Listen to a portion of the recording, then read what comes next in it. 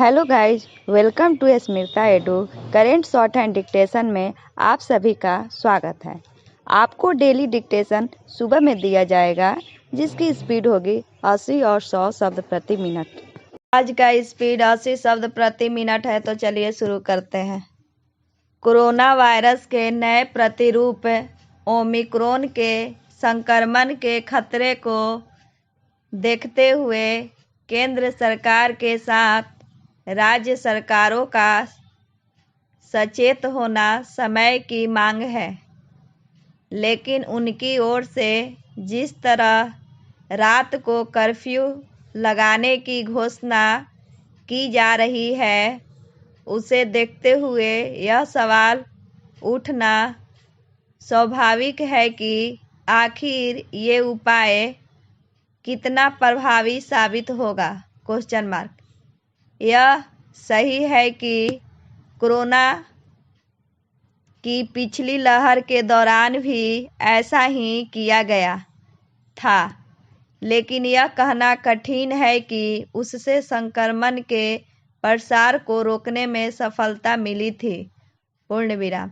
यह ठीक नहीं कि दिन में सार्वजनिक स्थलों पर भीड़ जुटने एवं उसकी ओर से कोविड-19 प्रोटोकॉल का पालन न किए जाने को लेकर तो कुछ न किया जाए और रात में कर्फ्यू लगा दिया जाए। सर्दी के इस मौसम में जब रात को वैसे ही भीड़ भाड़ कम हो जाती है, तो कर्फ्यू लगाने से कुछ विशेष हासिल होने की उम्मीद कम ही है। वैसा भी ऐसा कुछ तो है नहीं कि रात में कोरोना वायरस कहीं अधिक सक्रिय हो जाता है। राज्य सरकारों को रात को कर्फ्यू लगाने जैसे कदम उठाते समय यह ध्यान भी रखना होगा कि उसे आर्थिक व्यापारिक गतिविधियों पर बुरा असर न पड़ने पर इसकी अनदेखी नहीं की जानी चाहिए कि ऐसे कर्म से सेवा क्षेत्र के प्रभावित होने की आशंका उभर आई है। निसंदेह कोरोना संक्रमण से सतर्क रहने की आवश्यकता बढ़ गई है, लेकिन इसी के साथ यह सुनिश्चित करने की भी जरूरत है कि कोविड-19 प्रोटोकॉल के पालन के तहत आर्थिक व्यापारिक गतिविधियां चलती रहे। एक ऐसे समय जब अर्थव्यवस्था पटरी पर आती दिख रही है, इसका मतलब सावधानी बरतने के नाम पर ऐसा कुछ नहीं किया जाना चाहिए जिससे उसे धक्के लगे।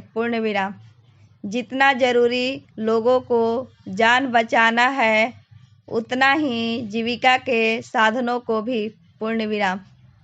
राज्य सरकार और खासकर विधानसभा चुनाव वाले 5 राज्यों को इस पर भी ध्यान देना होगा कि कहीं चुनाव प्रचार से जुड़ी गतिविधियों को नियंत्रित करने की आवश्यकता तो नहीं। यह अच्छा है कि निर्वाचन आयोग के अधिकारियों ने इस संदर्भ में केंद्रीय स्वास्थ्य सचिव से मुलाकात की और उनसे चुनाव वाले राज्यों के मौजूदा हालात को लेकर एक विस्तृत रिपोर्ट मांगी। इस रिपोर्ट के आधार पर आवश्यक कदम उठाए जाने चाहिए, बल्कि हालात की लगातार निगरानी और समीक्षा भी की जानी चाहिए।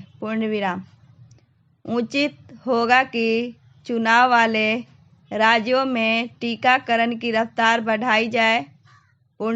इस संदर्भ में आम लोगों को भी सचेत होना होगा, खासकर उन्हें जिन्होंने अभी तक नहीं लगाया है। इसी के साथ मतदान कर्मियों के दायरे में लाने पर विचार किया जाना चाहिए। डिक्टेशन का PDF डिस्क्रिप्शन में मौजूद है, वहां आप देख सकते हैं। अगर मेरी वीडियो पसंद आए तो लाइक करें, सब्सक्राइब करें और बेल आइकन दबाना ना भूलें। धन्यवाद।